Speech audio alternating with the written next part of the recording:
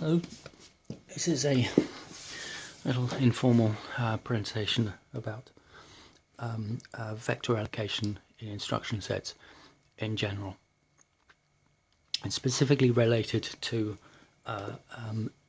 packed SIMD, predicated SIMD, and scalable vectors, each of which are different.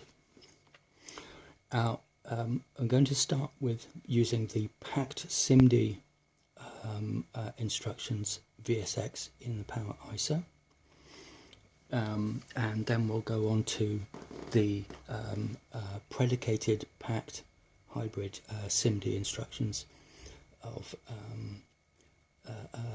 AVX and ARM SVE.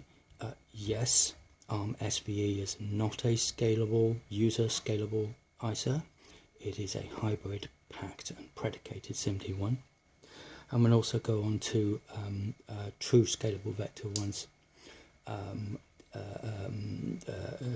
RISC-V vectors, Cray-style vectors, and SVB64 as well. So start with VSX 128. What they've done is you have the floating point registers here, of which there's about 80 instructions, and they're 64-bit wide, and there's 32 of them, and those fit very neatly into the top left quadrant of the 128-bit VSX registers, which have also been doubled to 64. Now, 750 of these instructions, right? And you can see where that's going. At some point, somebody's going to want to double them once and then perhaps even double them again. And there is actually precedent for doing this in the form of Intel AVX. Right, so they've gone AVX, AVX2, oh, that actually was SSE and MAS even before this. AVX2, 128, 2 is 512, and the 512 is the Intel Larrabee architecture. Now, you've no doubt seen the SIMD considered harmful article on SIGARCH. It's really easy to find. Just type SIMD considered harmful and it'll come up straight away. Where it mentions the insanity of opcode proliferation. So AVX would have been, I think it's sort of the order of 200, 300 instructions. Then AVX2 doubles that. Again, AVX 128 triples it, plus some interoperability and conversion things between these. AVX2 is again another set. And by the time you get to AVX 512, you have 7,000 to 10,000 instructions in your instruction set. And it's just completely mental. But there is actually an advantage to it, which I'll come on to. Now, what the IBM architects have decided to do is to stick to this 750 instructions, right? And this 128 registers. And what they've done is, rather than keep doubling, and going on, making this bigger and bigger and bigger, they've gone for multi-issue execution, right, which is very sensible because it goes in a RISC architecture. You keep to the same numbers. Still, 750 instructions is still pretty insane for a RISC system, but it's better than the alternatives of going to 7,000 to 10,000 instructions. So you can improve throughput and performance by just doing multiple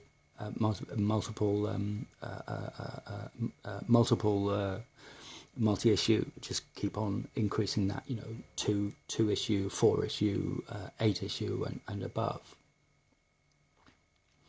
But at some point you get tempted to say, well, really we need to go into the supercomputing area. We need to double the register size, and double the numbers and double the register size, because if this doesn't cope, we still have register spill.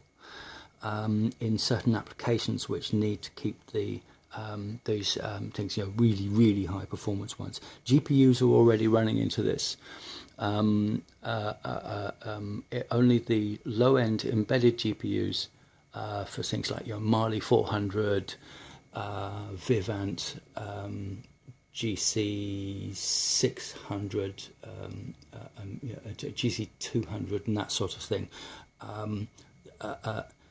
Those only have 128 registers, but by the time you get to NVIDIA GPUs, they're already into 256 and 512 registers. There's a performance speed penalty associated with doing so, which is why the clock rate is so much lower than a high performance general purpose processor. But that's just how it goes. They take on into account the parallelism, deploy massive parallelism associated with the workloads for those inherent in 3D GPU processing. So there are advantages to sticking with 128-bit reduced number of instructions, but there is driving pressure to do so in the form of register spill. So, and this, what Intel have done is that they have doubled the size of the register file each time, but they've had the penalty of doubling the number of instructions, or adding just as many instructions each time, and having the runaway opcode proliferation. It's a bit of a bind. Honestly and seriously, it's a bit of a problem. So let us go through the hypothetical thing. Let's have a look at this first, right? So this is your, so let's say it's your AVX128, right? And here we have registers thing. There's a vector of indices here. And this is, let's say this is 128 bits. All right, so it's subdivided into 1, 2, 3, 4, 5, 6, 7, 8 things. So each of these is 1, 2, 8, 64, 32, 16. Each of these is 16 bits in size, and you can, these indices tell you, from the source, please put move these the values, these 16-bit values, to any other location in the destination register. It's a shuffle or permute instruction, basically, an array based thing. Right. Now let us say that we double the size. Okay, all right, we're going for AVX256 now. All right, we can now put indices up to 15. Okay, and you can get any one of these indices can tell you to put anything from here up to here. All right, so it's still 16-bit values, but you can have up to 16 of those 16-bit values and move them anywhere in a thing. And then, of course, the next logic operation is to move to AVX512, where you now have double the width of those, and you can have up to 32 16-bit values in this 512-bit register, and you can move the things from anywhere into the in those things. Right? Again, the caveat is, remember that you had to have 7,000 to 10,000 instructions to be able to do this in a way that hardware permitting is guaranteed binary compatibility. All right, that's really important.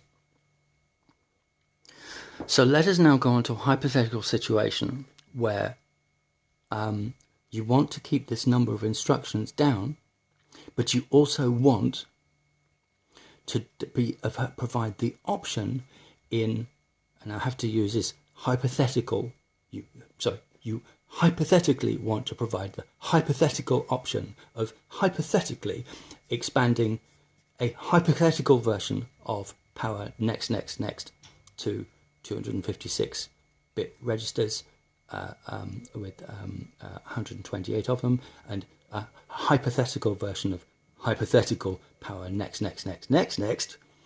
to hypothetically 512-bit registers with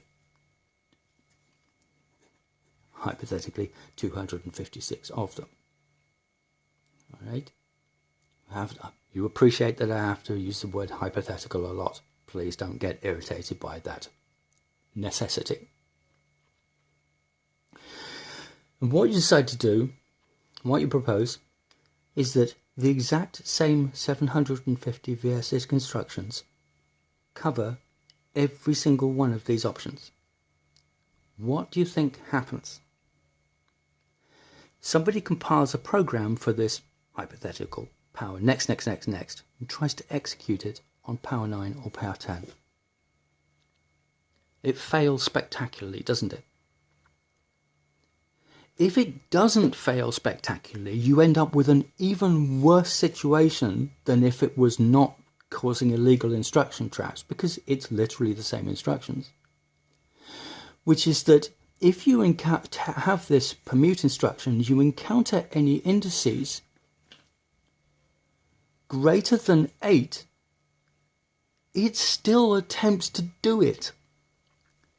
And depending on the design of the permute instruction, right back for power 8 or power 9, this will either get set to 0, or it will be truncated, the top bits will be thrown away, and the end result is that the binary that was compiled for the hypothetical power next with 512-bit registers freaking well silently truncates the things and corrupts the data. Which is an extremely serious situation that you had to have planned for right back when VSX was originally designed.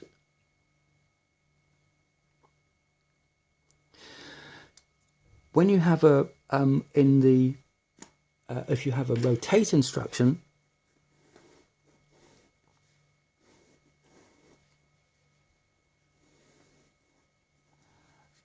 or what's called an element, the thing. If you have a rotate instruction, it's even worse, right?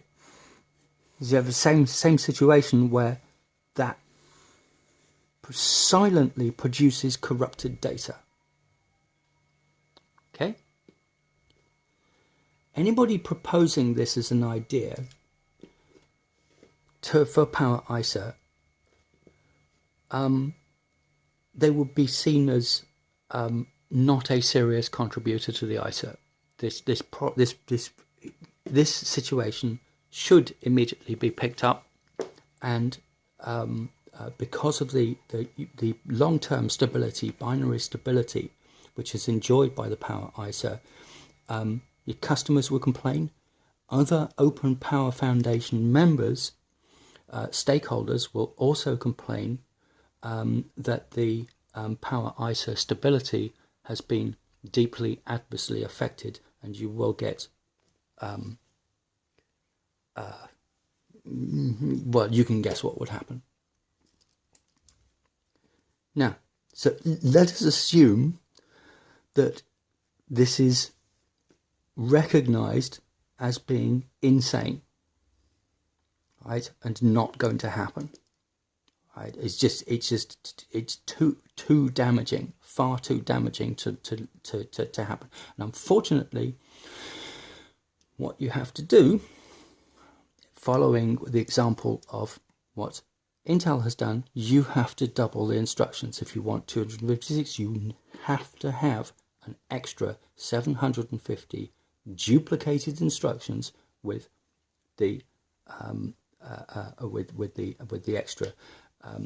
Referring to an extra bit is TX bit, isn't it? TX and bit extends the 5-bit fields by 1 to create 64-bit.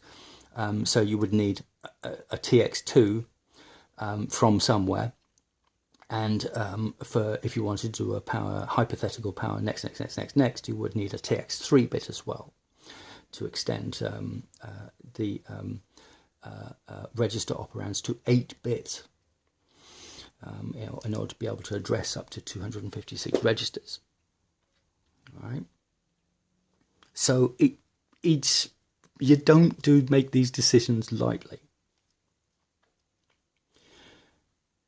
Now, let's move on to what RISC-V and ARM have done. Let's start with what Cray did, or let's start with the NEC SX Aurora. Right.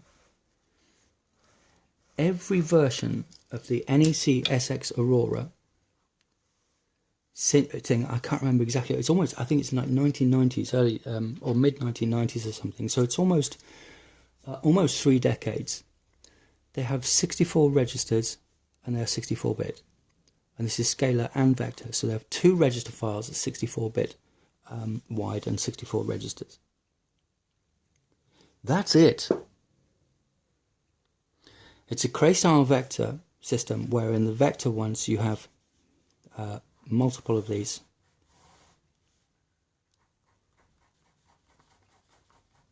So these are your elements. So this would be V0, V1, V63. And the setVL instruction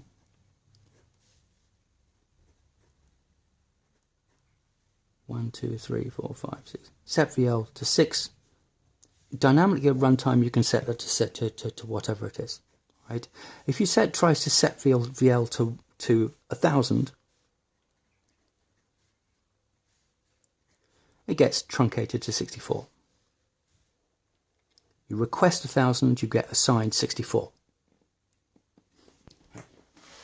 But here's the thing, is that because they've chosen this fixed size here of 64 vector numbers, binary compatibility, just like VSX128, is absolutely guaranteed. Okay?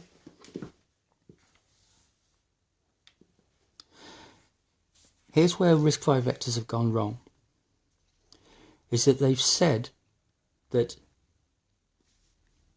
is it SE?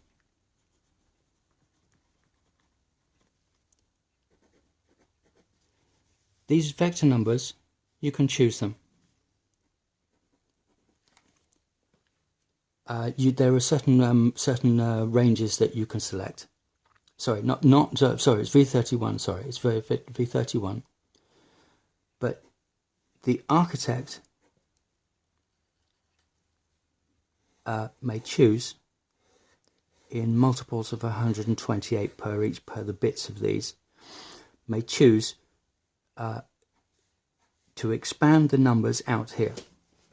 Okay, so the register numbers are restricted to 31, but the number of bits in here, and consequently the number of elements in it, can change.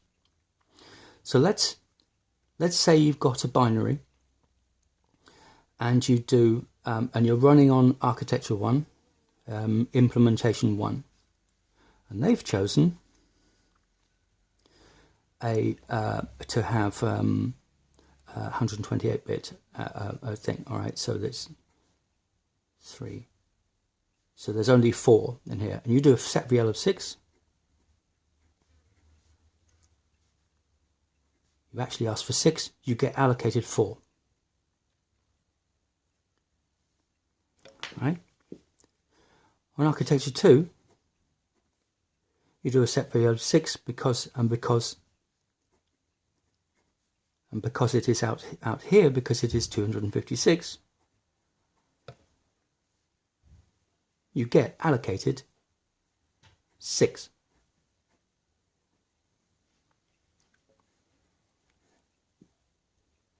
But this is for the same binary. The exact same binary gives a completely different value of the number of the value for VL, and that's not obvious that it's a problem until you appreciate that they have the same instruction here to be able to do this permutation, and they have the same instruction for doing rotation and things, and basically you have the nightmare scenario where your binaries are not compatible across architectures. Right? And it's built in to the ISA from the ground up, and there's nothing you can do about it. They've glossed over this fact because they say, all you need to do is just do a loop. And the classic one is a Stringer copy, right? Where you do it. Basically, all your instructions are basically a set VL, V something, and into RT, comma N, right? And then you do, and you have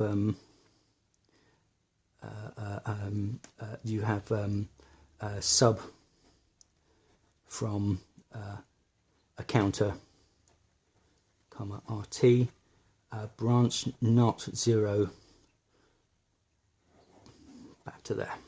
Okay, and basically what happens is that if on architecture 1, if you request 1,000, 4 will be subtracted.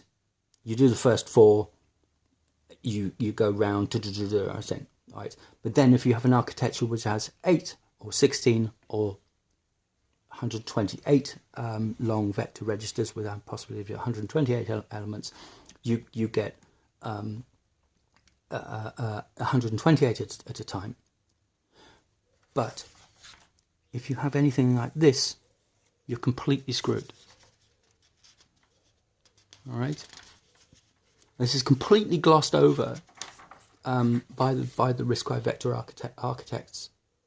That there's these, as far back as 2018, I was talking to people who were disappointed that the architecture had not been, that the RISC-V vector architecture had not been nailed down to a specific number of elements, or the number of registers is nailed down to 31. Unlike in NEC or Aurora SX and the original Cray, the potential width of the instruction of the vector registers for the same instructions is not nailed down. You cannot have binary compatibility on RISC-V vectors. You cannot have binary compatibility with RISC-V vectors, and they gloss over this and tell you that you can have this this loop, but you have to have this loop system in every single algorithm. Right? And they've completely omitted and failed to mention that if you have any kind of indexing like this, you can't use these loops. All right? Now, unfortunately, ARM SVE and SVE2 make exactly the same mistake. They're doing this, they're saying it's scalable. It's not user scalable. Firstly, there's no set VL instruction. You have to use predicate mask bits to do this. To do this same trick, you have to do it as a predicate mask bit. But those predicate masks, for the exact same instructions, the predicate mask will be a different width, different number of bits. And the register will be a different number of bits. You end up with this nightmare, where you're using exactly the same instructions for completely different widths, and when you have a program hit, and it's even, there's people online who have now have noticed, and they said, oh, if you want binary compatibility, you have to use, all your programs have to use the bottom parts. You have to explicitly hand code all of your binaries, your interoperable ones, for only using these bottom bits of the registers. But there's nothing in the ISA which prevents users, programmers, from making the mistake of creating binaries that are not interoperable. In neither SVE or RISC-V vectors. And this is why in SVP64 we just put my foot down. We had some quite heated discussions in which I had to seriously put my foot down and say, no, we are not doing extensible, scalable register files. We picked, it's the floating point 64, linearly down. So 64-bit. There's your FP scalar FP, and this is 32, but we extended it down to 128. You can do exactly the same thing. 64, 128, 256, 1, 2, maybe even 512. You can do exactly the same thing with exactly the same thing with VSX, but we don't have the time or the funding to do this. It's got so much to do on this bit that we can't do this bit yet. So this will be 128 and quantity 108 registers. This will be in a proposal. We will not be extending these beyond this in a future version. It's 128 and that's it. If you want to go beyond that number and beyond those register size, if you want to go to, whatever, 256-bit VSX and 512-bit, etc., that will be a separate discussion and a separate decision and a completely separate evaluation and proposal, suitable for whichever stakeholders decide to make that decision and need that capability at the time it's needed. But there is room to do it on top of those 750 instructions. But the important thing is that it is absolutely critical that this scalability here is not confused with the scalability of SetVL, which came from the Cray start thing. Cray did not do a alternative machine which had a second machine which had double number things, because they wanted binary interoperability. They added new instructions to Cray YMP1, etc., but they didn't go for that thing. And likewise, NEC Aurora SX, the versions they've done, they've stuck with these 64-bit registers times 64 at 256 elements, I think it is. 200 maximum, not a maximum, a total on all revisions of all hardware as being 256. Now, in theory, what you could do is, with the prefixing system of SVP64, is you could have another prefix which has your doubling of the width and doubling the numbers, another prefix which does the doubling again and thing, because that would separate out the instructions there from the other ones, and it would mean that you retained not just binary compatibility, but the possibility of throwing an illegal instruction either for emulation purposes or just to damn well catch it and not end up with corrupted data. Because that's what you will get. I guarantee you that's what you will get. People will not go ARM has put in the specification. Oh yes, yeah, you can do your do everything. It's a convention that you create binaries which are going to be. Come out. I'm doing a video down. So it's a convention thing, and all programmers will do it. They damn well won't. They won't respect it. They will treat SVE and SVE2 just like Neon. They will do these hard-coded widths. They won't use this setVL and predication loops because it's too complex. And that's already happening. Right now, it's already happening. SVE, SVE2 isn't even out, and people are already discussing amongst themselves to treat SVE as Neon, because ultimately that's what it is. SVE is a hybrid predicated packed SIMD ISA. It is not a scalable, user scalable ISA. It is a silicon partner scalable, and they've screwed up. They've used the exact same instructions and consequently have this nightmare scenario thing. Honestly, you're damned if you do and damned if you don't. Damned if you try this trick, because you end up with the binary incompatibility that causes data corruption. Damned if you do, because you end up with the nightmare of the opcode proliferation of SIMD considered harmful. And realistically, the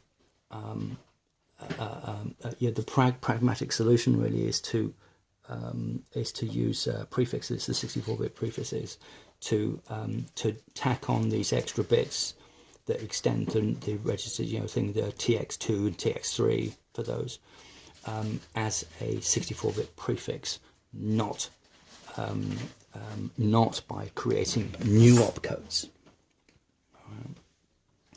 So yeah, that's the basis of it. That's the thing. It's a very seductive